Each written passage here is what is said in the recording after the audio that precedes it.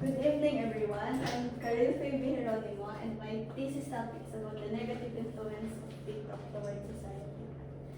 TikTok, one of the most popular apps in the US, more than 150 million Americans log on at least once a month. That's half the population. And a new study from the University of Minnesota found those using it to find mental health help may end up finding just the opposite. WCCO's Alan Henry spoke to those researchers about what they found and what parents need to know. For many, TikTok has quickly become a main source of news, entertainment, and creativity. I've tried to stop a little bit, but it's hard because when you scroll, you see a video and then you just keep scrolling and you see the same videos and then it's just addicting. But for users looking at mental health content, the app can be a double-edged sword.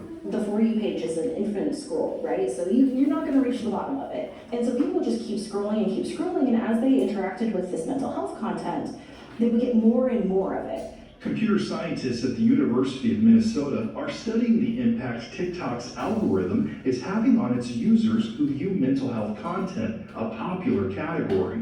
A sample of 100 videos had been viewed more than 1.3 billion times. These platforms provide a lot of social value to people in validating their experiences and making people feel less alone. But there's also a downside. They call it the runaway train. Oftentimes, if you're a person who may be struggling with depression, you may not want to see over and over and over those negative experiences and that triggering information. And TikTok will continue to give you that if you interact with the content.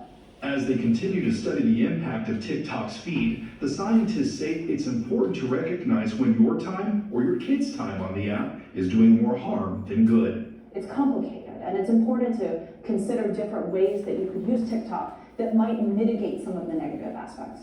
Alan Henry, WCCO News. The researchers behind the study are traveling to Germany this weekend to present their findings at a conference. If you'd like to read their full findings, we posted a link on our website, wcco.com.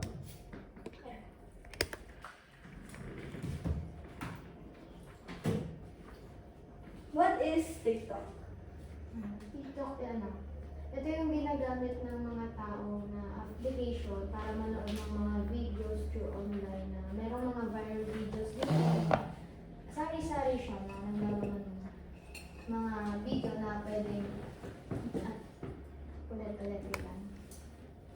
Okay, ang TikTok ay isang application na ginagamit ng mga tao na ginagamit nila para panoorin nila ng mga videos na nagva-viral through online.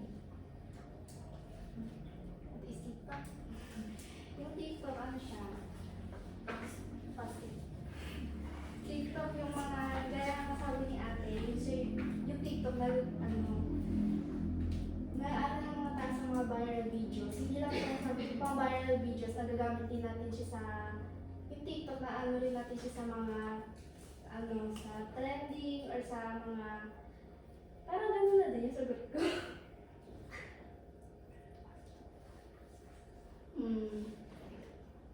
TikTok is gaya ng sinabi ko ng dalawa ko.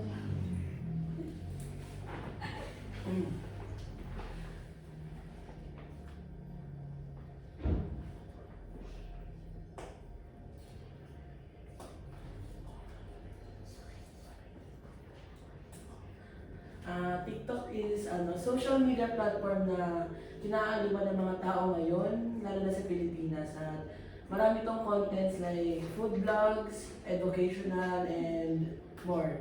Yun lang. TikTok is a social media that we can use to watch some trending videos, and we can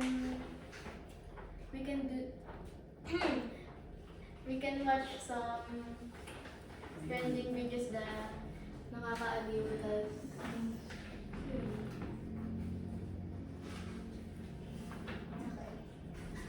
Second question. Ano yung matutunan niyo sa video tungkol sa TikTok? Yung negative and positive impacts na TikTok sa pang-araw-araw na pamumuhay ng isang tao. yun nga, yung positive and negative effect ng panonood ng TikTok sa isang tao. Kung meron ba siyang ikabubuti or ikasasama sa atin.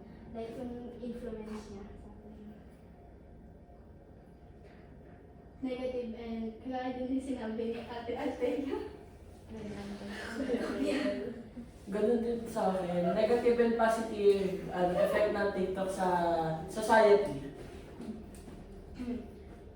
Yun nga po. Positive at negative. Kasi, ano rin, may negative kasi dahil sa mga batang nanonood.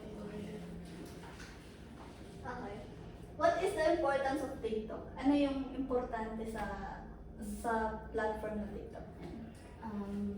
May possible na ang mga tao ay nakakakuha sila ng knowledge sa TikTok kasi may mga content din naman na nagbibigay ng alaman sa mga iba't ibang bagay, katulad na lang na may mga post sa TikTok about any subjects na pwede mong matutunan, gano'n. Importance ng TikTok, importance ng TikTok is nakakuha ka ng new experience para maging self-confident pati yung self-esteem. Importante yung TikTok dahil dito minsan sumasaya ang tao, saka dito sila nagiging masaya, minsan nagiging libaan to para pag malungkot ka gano'n, pag manonood ka ng TikTok, dun mo minsan makakalimutan yung mga problema mo. Yung TikTok, importance niya sa akin, para siyang Twitter. May mga trending na lumalabas sa FYP ko, tapos hina-heart react ko siya kung educational purposes ba or hindi. Kahit hindi, hina-heart ko pa rin. Kasi pampalipas lang talaga siya ng oras ko. Yun lang. The Angel. For me, yung importance ng TikTok, yung importance kasi madami rin tayo matututunan sa TikTok. Like, kasi maraming mga tutorials, mga pwede mong gawin. How many times do you use TikTok? Like, ilang beses mo siya ginagamit sa isang araw? Since ngayon, bakasyon, almost an hour. Like, araw-araw talaga. Kung hindi ako makakatulog lang, hindi talaga ako nag-TikTok. Ayan. Minsan ba, kasi pag natripan ko lang kapag yung tipong order ako sa TikTok shop, nakakag-open ng TikTok. Tapos minsan, pag nag-board ako, ginagamit ko siya. Ako minsan lang ako magamit ng TikTok kasi nga gusto ko laging nasa sports ako. Ginagamit ko lang din yung TikTok kapag umorder ako.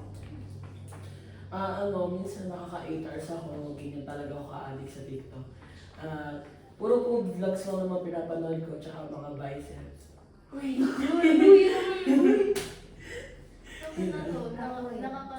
nakaka-isang araw ako sa pag-TikTok kasi yun lang lagi libangan ko yung TikTok. Okay. Okay, mabalik na tayo. Yung question number 3, din ko na ito. What negative things can you learn from TikTok? Ano yung mga negatibo na natututunan? Sa TikTok kasi, may mga content na hindi talaga mabuti para sa mga kabataan ngayon. Kasi gawa ng mga videos nyo, parang na-adapt nila yung masamang gawa ng mga taong nagdadala ng mga content na yun. Yun yung negative impact niya sa mga taong gumagamit ng TikTok. Kaya na-adapt nga nila yung negative effects na pag halimbawa, minsan kasi sa FYP, may dumadaan din yung mga inappropriate videos na hindi dapat makita ng mga kabataan. Kaya dapat alerte yung mga magulang sa ni-scroll ng mga bata sa TikTok. Ang negative sa mga tao, may nakikita sa mga TikTok na mga bastos, gano'n.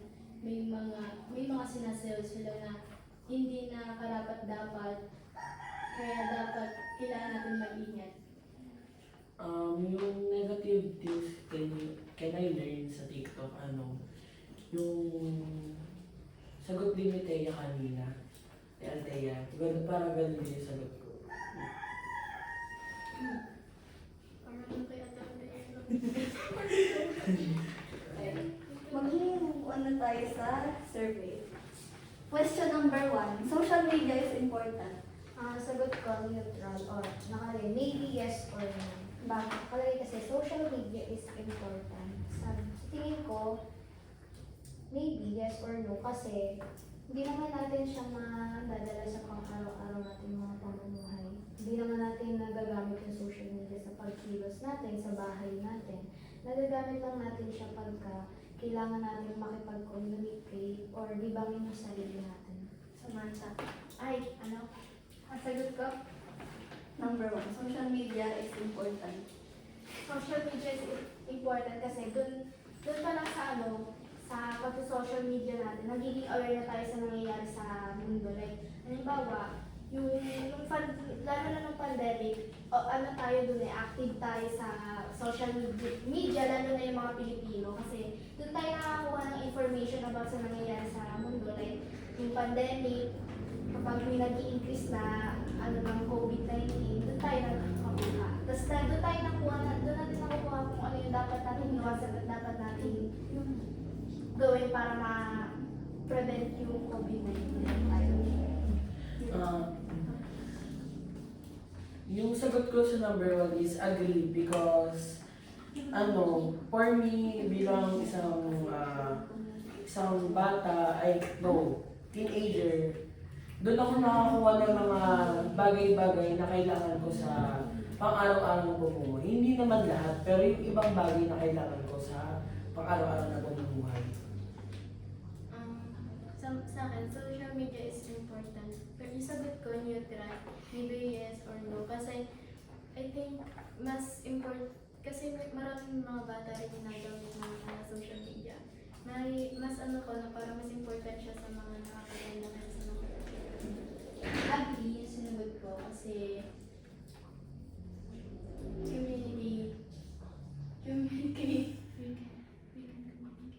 you can communicate.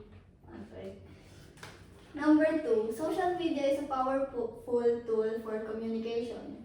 Agree ako. Kasi, kagaya ng Facebook and Messengers, hindi lang naman Messenger at Facebook. Merong IG, Instagram, Telegram. Nagagamit natin sila para makapag-send tayo ng messages through online na makakapag-send kahit nasan ka man or kahit kanino man. Samantha.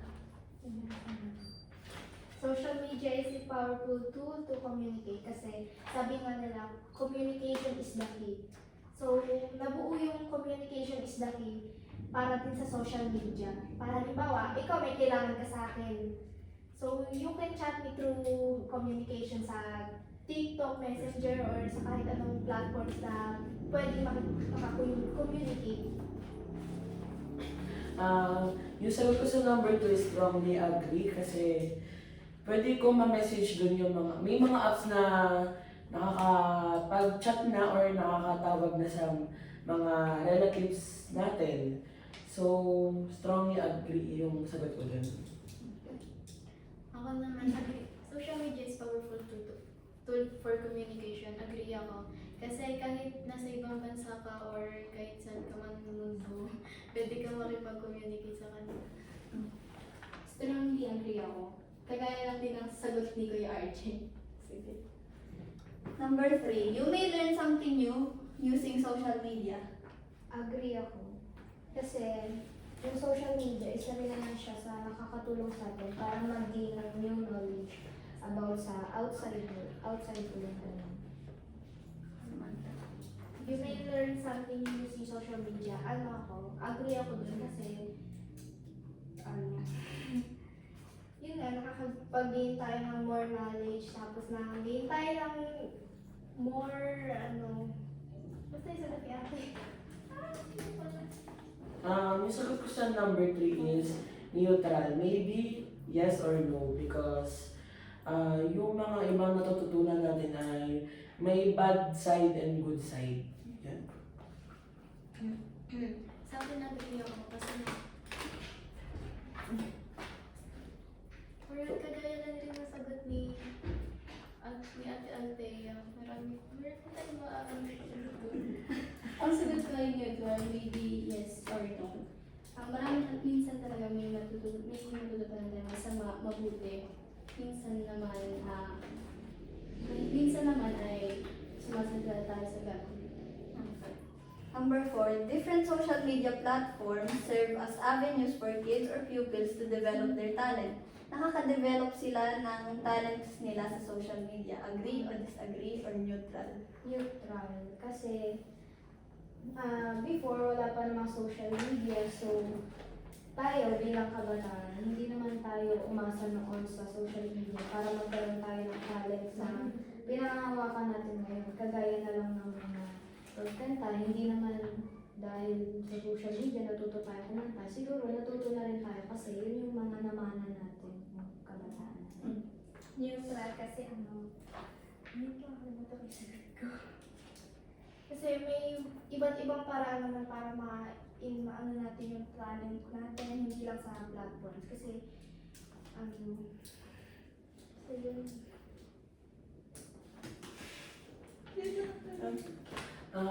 Sagot ko dun sa number 4 is neutral.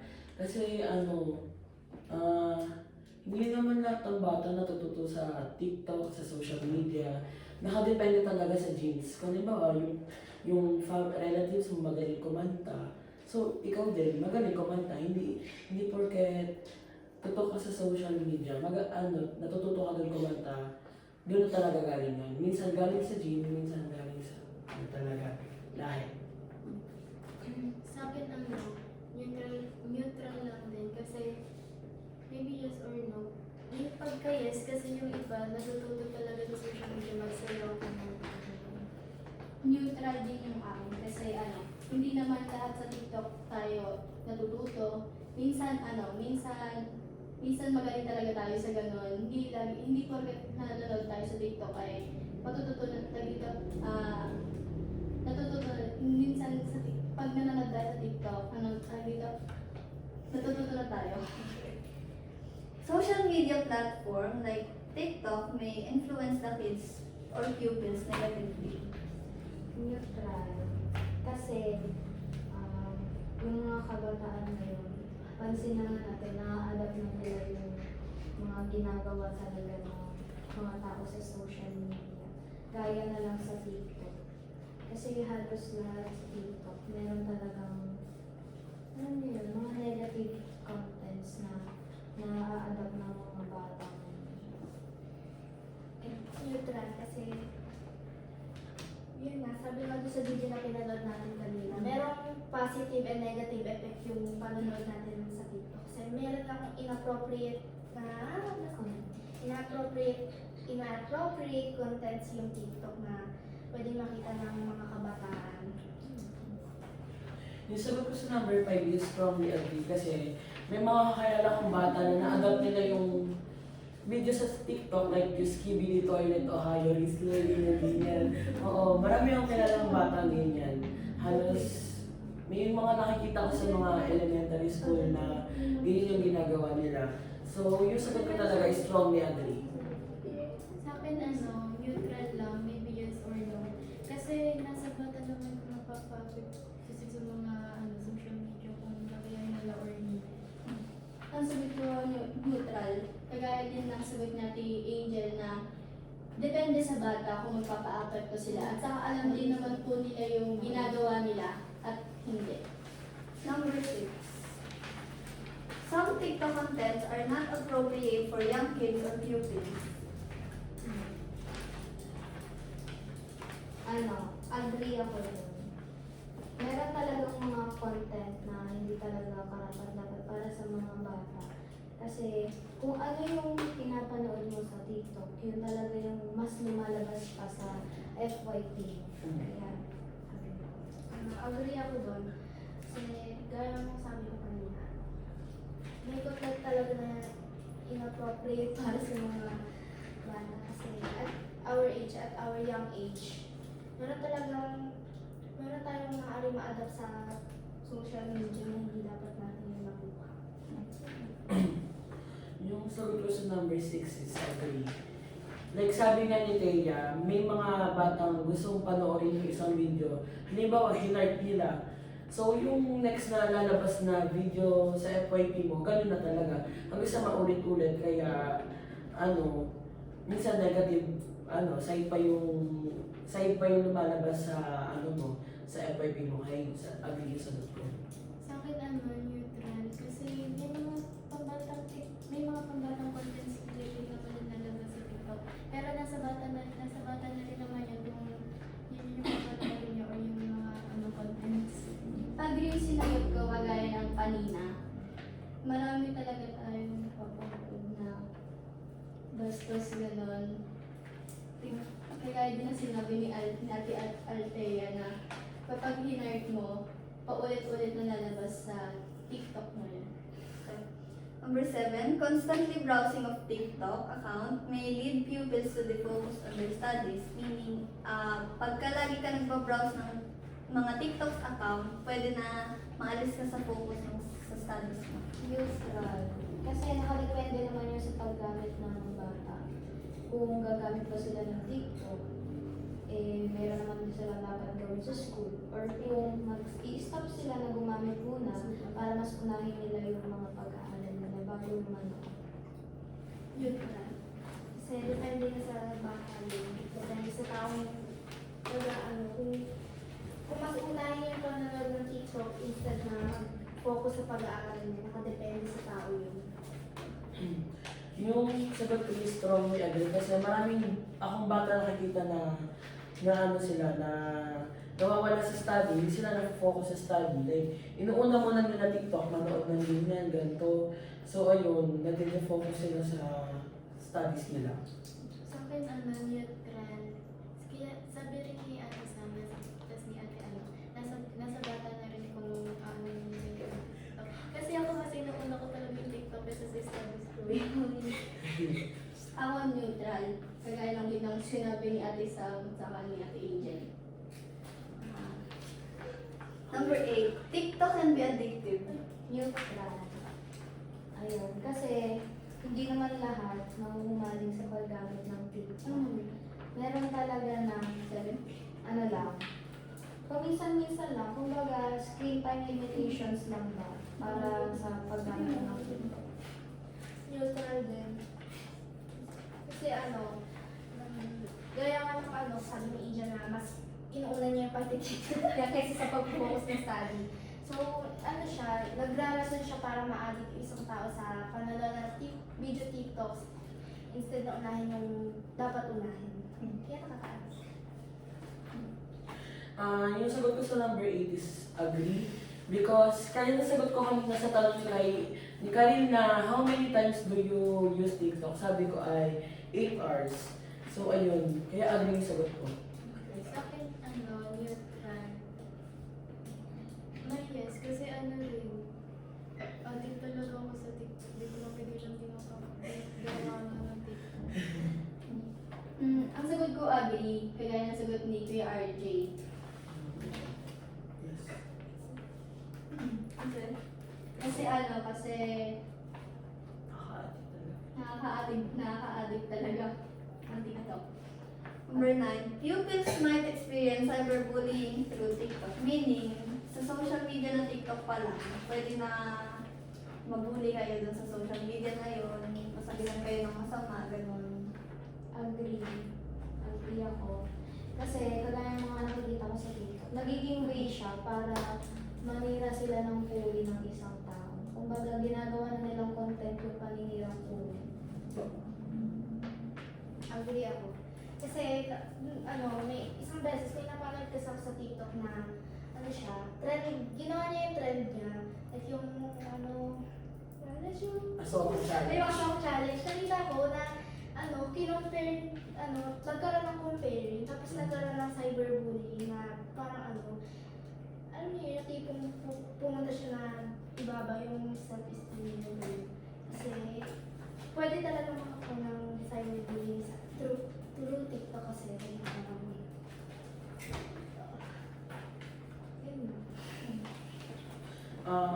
Yung sagot ko is strongly agree kasi may mga taong gumagawa ng ng mga video like tawag dito yung gumagawa sila ng video kung ano yung masasabi nila sa isang video na yun, tapos marami mag-a-agree, sasang-ayon sa video na ginawa nung basher, tapos yun, hanggang sa bullying na, magkaroon ng issue, ganun. Sa akin, neutral ang sagot ko. Kasi kasi yung iba kasi sa TikTok, nasa contents kung bakit ka bubully. Pero yung iba kasi mali talaga, yung mga bashers. Yung iba kasi mali talaga, like yung kahit okay naman yung content ng iba, binabash pa rin nila. Ang sagot ko, neutral. Kasi, nasa gitna siya. Kasi, ang sagot ko, depende kasi sa tao kung kabuli-buli ba talaga yung pinopost niya sa TikTok. Pero, may yes din ako kasi, may agree din ako kasi yun nga. Okay, number 10. Parents should monitor their children when opening, visiting, watching, and imitating what they see from TikTok. Strongly agree. Yan. Dapat nga natin tutukan ng mga magulang ng paggamit ng mga mga nakababata pang estudyante sa paggamit ng TikTok. Kasi hindi nila alam, mamaya baka yung anak nila naaalap na yung mga negative impact ng TikTok or kaya ginagaya na nila yung mga ginagawa ng ibang content creators sa TikTok na posibleng maka-epekto ng masama sa kanila. Agree. Kasi, Kasi para isa kasi sa reason kung bakit dapat gawin ng magulang yung anak nila sa panonood ng mga TikTok kasi para ma-prevent na rin yung tinatawag na masamang influence, Bad influence. bad influence ng isang video sa tao. Yung sagot ko sa number 10 is strongly agree. Kaya yung sagot natin, Thea, yung kailangan nilang ma-monitor yung children nila. Kailangan ma-monitor ng parents yung children nila para kung may mali mang inuugali yung anak nila, pwede nilang nakuha ito sa social media. Yun. Agree ako kasi nga maraming mga sinemerit na content sa TikTok. Kasi pwede silang maapektuhan nito or basta yun. Ang sagot ko ay strongly agree. Kagaya ng sagot ni Kuya RJ, kasi dapat natin bantayan yung mga bata kasi baka meron silang mapanood na hindi ka aya-aya sa kanila at baka may gawin sila na hindi karapat-dapat para sa kanila. Saka hindi din dapat nila malaman yung mga videos na mga bastos, ganon, kagaya ng sinabi ko. pre-survey naman tayo magkakamali. Pre-survey. Number 4, do you have a TikTok account? Meron ba kayo lahat? Yes. Number 5, ano yung mga contents na usually presented sa mga viewers? Para sa akin, yung mga funny contest, saka yung mga yung mga funny contest na, tsaka yung mga tuto ng mga videos, like, yung mga content ng mga vlogger na nag-ano sila, they're making pranks gano'n, mga K-pop.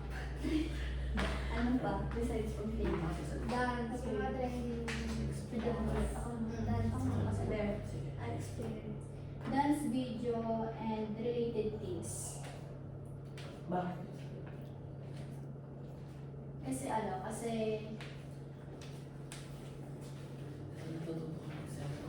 natututo ako magsayaw. Minsan natututo din ako kumanta, ganun. Kahit hindi talaga ako kumanta.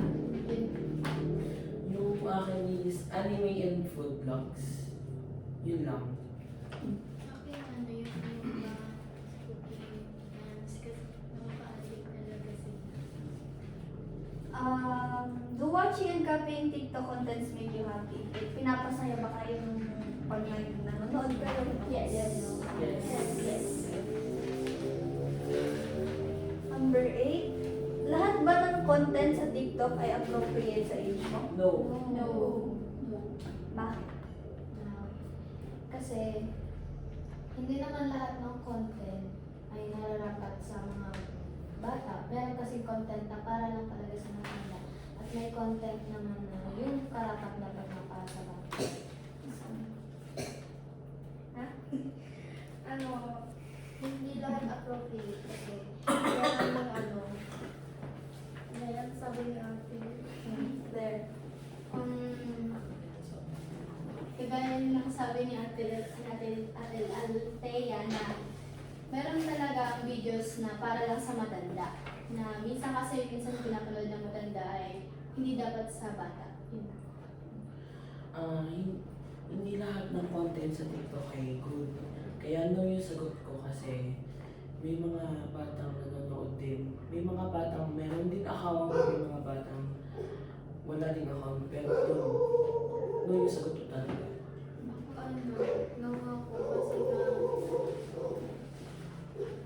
Nawa kasi ng maraming mga kinemert content sa TikTok. Kaya pwede ko ma-adapt ng mga bata pag manood ng video. Ano ang mga content sa TikTok na ine-enjoy mo? Thea. Those, get ready with me, tsaka yung mga ASMRs ni P.O.T. Kagaya nung get ready with me, nakaka-satisfy yung pag-makeup nila. Parang, nakaka-boost lang ng self-confidence. Tapos yung ASMR ni P.O.T. Pag matulog siya parang nalilibang ako, tapos pagising ko na lang, ay nakatulog na pala ako. Ikot pages. Kasi, Di ba meron kasi yung pinupost yung mga parang pager na K-pop core, diba? So nakaka-alin siya na, tapos doon mo din na-entertain yung isang group. Parang na-persuade ka na ma-stand to, sabi na, ay may good influence din pala sila sa akin. Okay. The relatable ones. Bakit? Because I can relate to it. Ako yung food vlogs because it makes me hungry. Because it makes me hungry while watching. Sa akin mga K-pop contents, kagaya na kay Ate Sam. Kasi yung K-pop po is one of my inspiration. number 10, last question.